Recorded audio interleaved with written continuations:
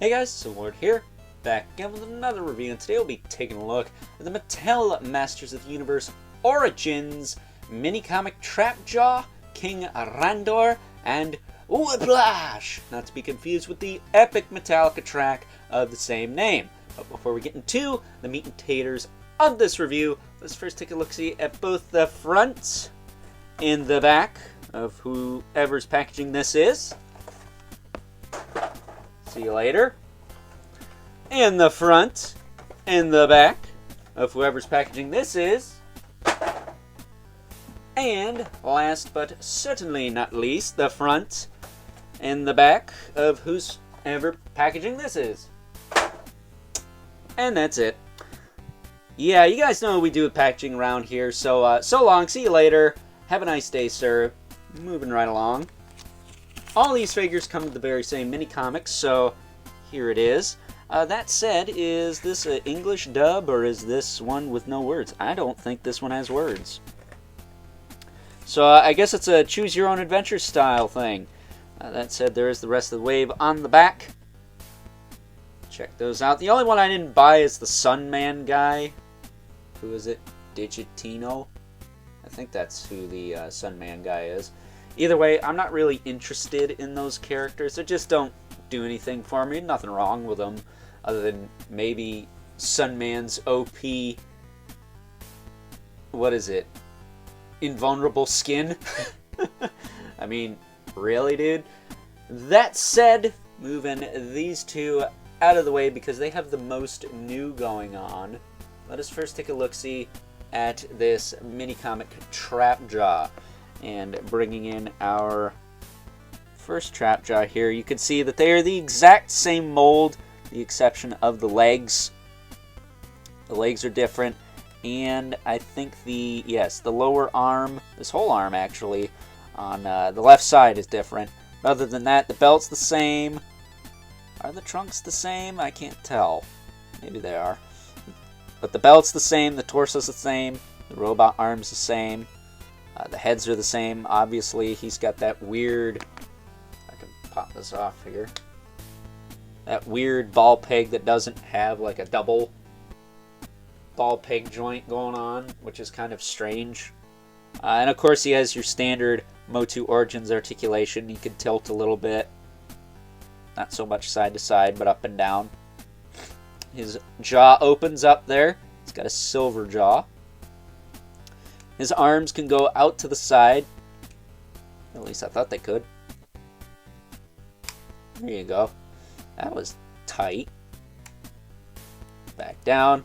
Forward and back. He's got a swivel at the elbow as well as a hinge.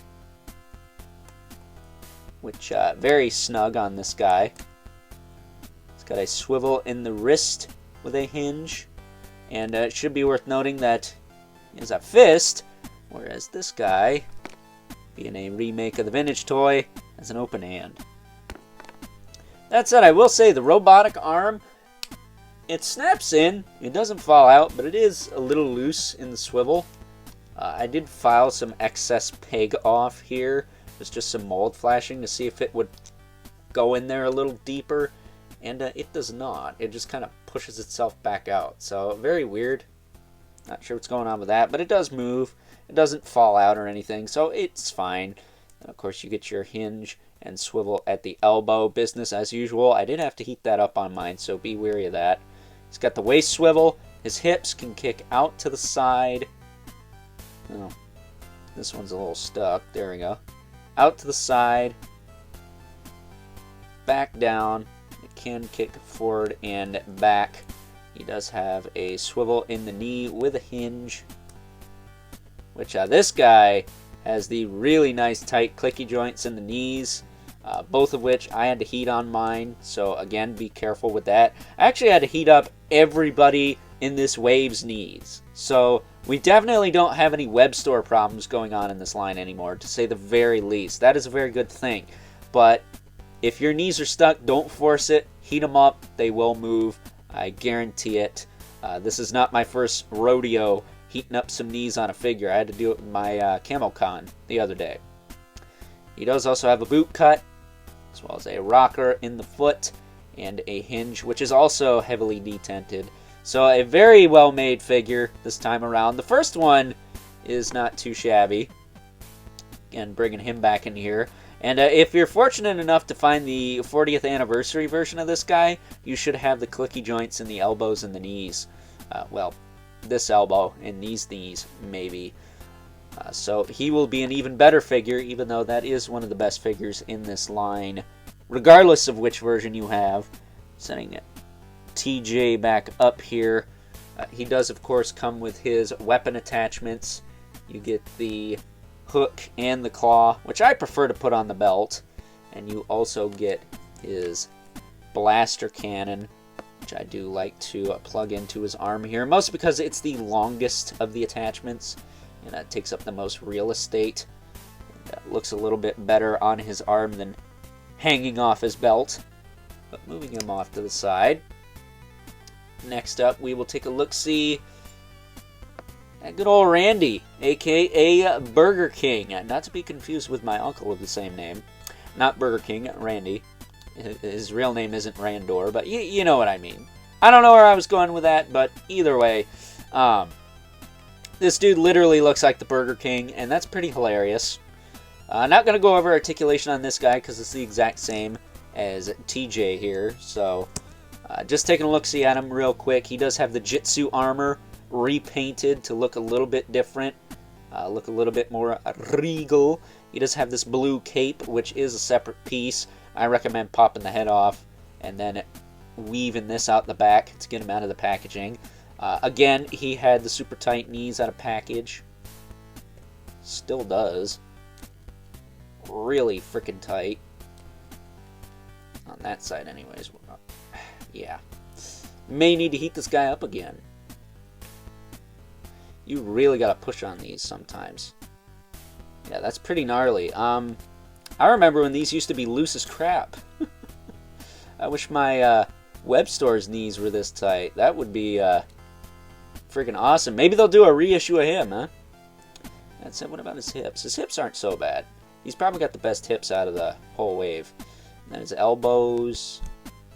I didn't have to heat those, but you can hear those freaking detents, man. I'm really glad they started doing that with these, because they were starting to get really, really loose. That said, Randor, of course, comes with the Staff of Eternia. At least I think this is the right one. Let me double check. Yeah, I believe it is. He's got less mold degradation on his. It's gold. It's fine. I would have liked something else. Here's Whiplash's. Give you an idea. Hopefully I didn't mix them up. If I did, you'd know who comes with what. I'm pretty sure this is his, though. That said, you could put this in his hand. Like so. Looks good. Really dig it. I don't have an OG Randor. I do have an OG Trap Jaw, but that's kind of useless for this review. But yeah, I really do like the aesthetic this guy has. I would like to have a vintage one someday maybe, but for now, I'm really stoked to have this one. That said, the man of the hour, Whiplash, my favorite figure in the wave. Even though he's got that weird snaggle tooth sticking out of his nose. I mean, what the heck is going on with that, man? That said, you did have to plug his tail in. That was packaged separately. It does swivel. It's okay. It's not great. Doesn't have the best range in the head either due to the shape of it. And he, of course, has the Skeletor arms and the Buzz-Off legs, or the Clawful legs, and the Buzz-Off torso with this weird kind of riveted pattern on it. And he has some really tight knees as well. That knee's not so bad. This knee was tough. I had to crack this again earlier. And he has pretty tight left hip. Not Papa Shango bad, but pretty snug on there, which I guess isn't a bad thing, but you can hear that. There's definitely some schmoots rubbing up in there, and I don't know. I don't think I need to take him apart or anything. I did blast him pretty good with the hairdryer earlier. He should be okay. That said, he does have the super tight elbows, though, so that's good. That said, you can give him his staff, spear, thingy. Where did I put it? Where'd it go, man? There it is. And he is ready for battle. pretty sweet.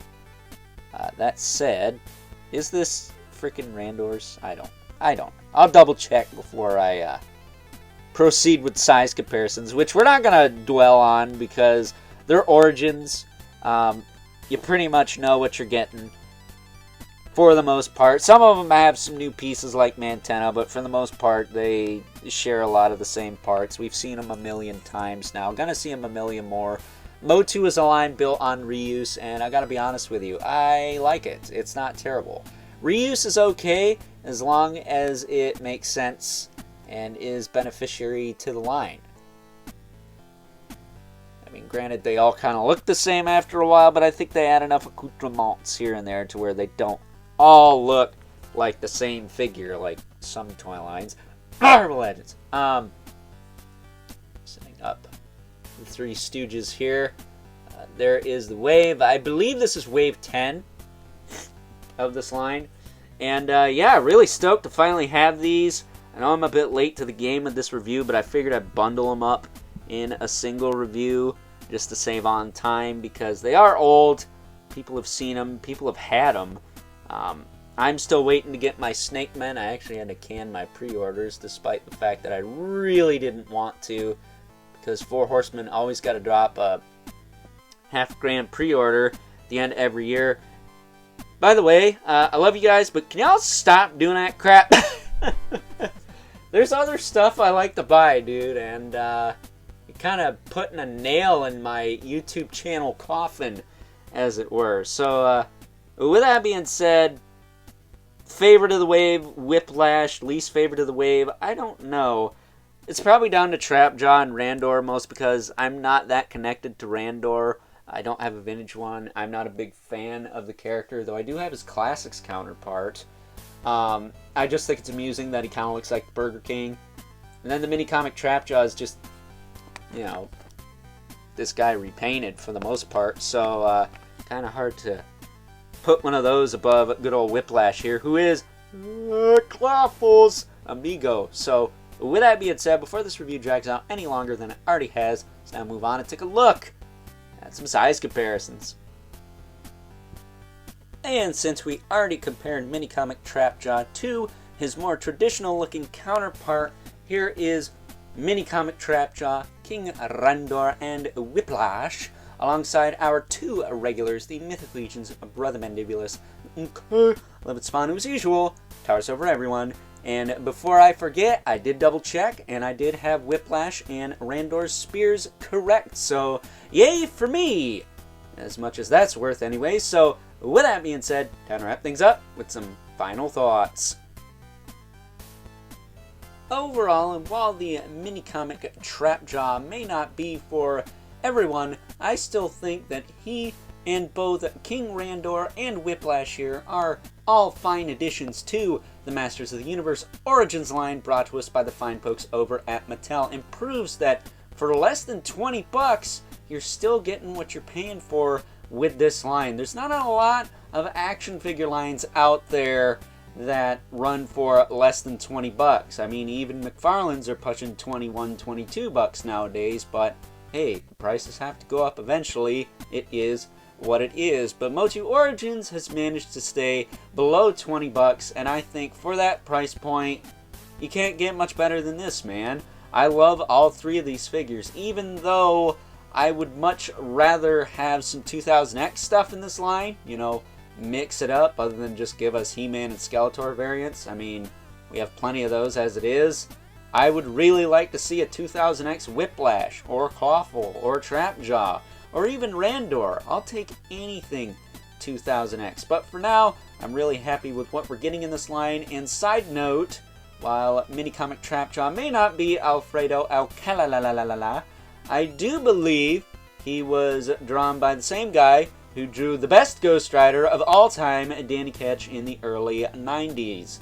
My good buddy T-Bills will correct me if I'm wrong on that one, but I do believe that is the same gentleman whose name escapes me at the moment, which is shameful considering how much I love Danny Ketch. He is my Ghost Rider after all. I should know who the heck drew him. I think he also drew the mini-comic version of Triclops, if I'm not mistaken. So, with that being said, I hope you guys enjoyed this review. if you're so inclined, please don't forget to comment, like, subscribe, and hit the bell so you know whenever I upload more reviews like this one. Not all the time, because, well, as far as origins are concerned, they are a little bit more simplistic, but I don't plan on doing groups like this all the time, at least not for deluxe figures. Figures like this that come in waves, especially like Randor and Cobra Khan, considering we already looked at Camo Khan earlier this week. Check that out if you haven't already. Would really appreciate it if you did. I do plan on grouping up some of the origins, but not all of them, so don't get used to it, but maybe get used to it. I don't know. Fingers crossed. If you haven't already, please hit me up on Instagram at Overlord Productions. But as always, keep the comments civil, because the world sucks enough as it is, especially when I know that some of you out there are dogging on this line, saying they're kids' toys and this and that, but yet you still buy the ever-living crap out of Marvel Legends. I mean, like what you like. Nothing wrong with that. But if you're going to attack the toy line, I have some facts to back up your claims, man. It's just not good to run your mouth off on the internet. Trust me, I would know. And until next time, I'll catch you guys later.